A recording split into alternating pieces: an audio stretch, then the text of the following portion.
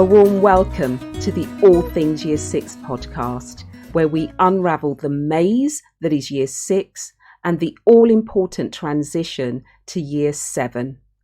My name is Ty Ina, and in today's episode, I'll be sharing 3 reasons why the Year 6 end of Key Stage 2 SATs are important. Now, the SATs, or Standard Assessment Tests, are the statutory assessments carried out in primary schools in England. It's fair to say that SATs have long been a topic of debate amongst policymakers, educators and parents.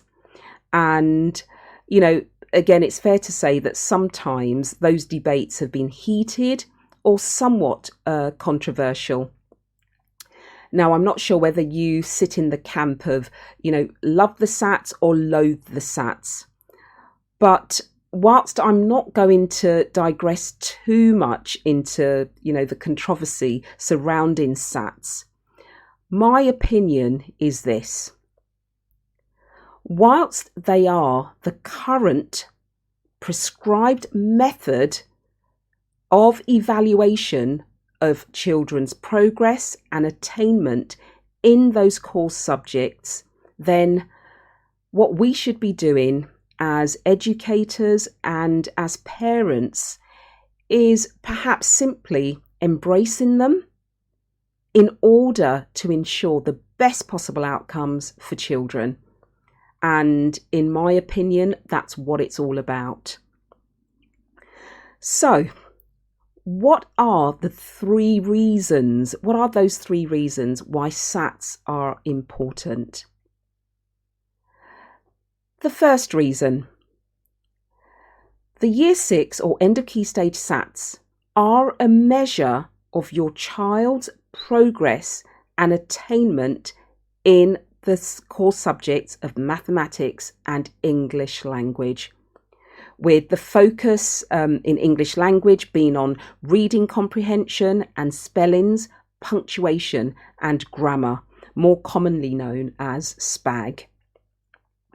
The writing component of the English language is teacher assessed. So it's your child's class teacher who will make a teacher judgment in terms of your child's attainment towards the end of Year 6. Year 6 marks the end of your child's primary journey, and I think there is so much to be celebrated about this. And,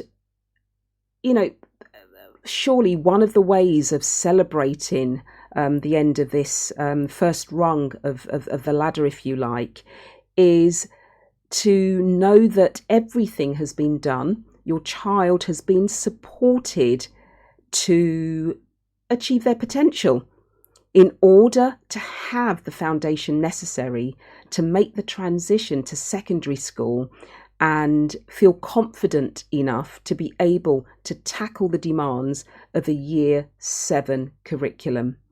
And I think, leaving primary school being, deemed to be at age-related expectations, national standards, is something that should be encouraged as far as Year 6 students are concerned.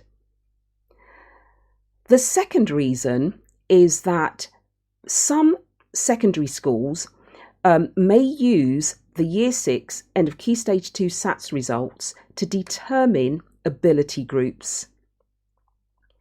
It's important, I think, at this stage to say that, whilst there isn't necessarily a consistency of practice amongst secondary schools, it may be that your child's secondary school is looking to put Year 6 students into ability groups from September, when they start Year 7. So it's worth, checking when you've received confirmation of your child's secondary school. It's worth, checking the school website and having a look at what their policy is. Having said that, policies can change. So you probably need to visit it nearer the time just to, see if that's been the case. It's important to also say that ability groups in those first few years of secondary school tend to be, quite fluid, in that, if the group that your child may start in isn't necessarily the group that they'll find themselves the following year or the year after that. So the groups are fluid, and there's an expectation amongst teachers that there's going to be movement up and down through those ability groups. I think, it's fair to say that, the general awareness of lost learning as a result of the pandemic means that secondary schools do recognise that any, SATs results that they receive may not necessarily reflect students' true ability or potential. And so a lot of secondary schools are building in more interim assessments, continuing with those end of unit assessments, just to make sure that that students are where they need to be. And again, that students receive any interventions, any additional support that they need, in those early years of secondary school. The third reason is that, again, some secondary schools may actually use the Year 6 end of Key Stage 2 SATs results alongside other criteria to give early predictions of students' GCSE grades in those core subjects of mathematics and English language.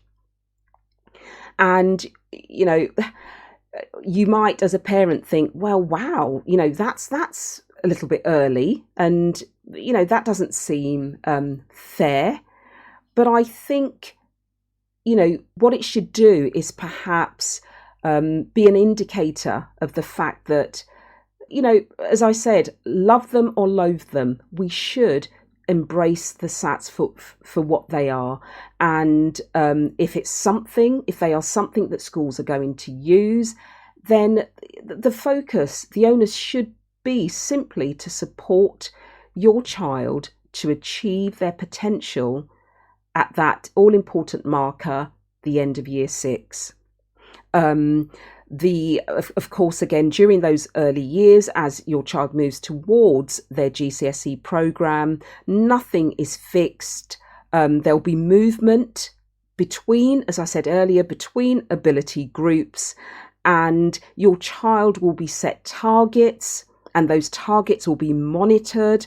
Often those targets are yearly targets, just to check whether they are continuing on the path that it appears that they are on, or whether perhaps that the path needs to be revised and they need to be put on a different path. The school has decided that actually those predictions that we made earlier on, we can review them, we need to revise them. But I think it's important to be aware that, as I said, some secondary schools actually use those Key Stage 2 SATs results in this way. So, to conclude, my opinion, and I know I've said this a couple of times, is that SATs will always be, I think, a contentious topic. But for me as an educator, my focus has always been on my students, and my view is that it's what we have.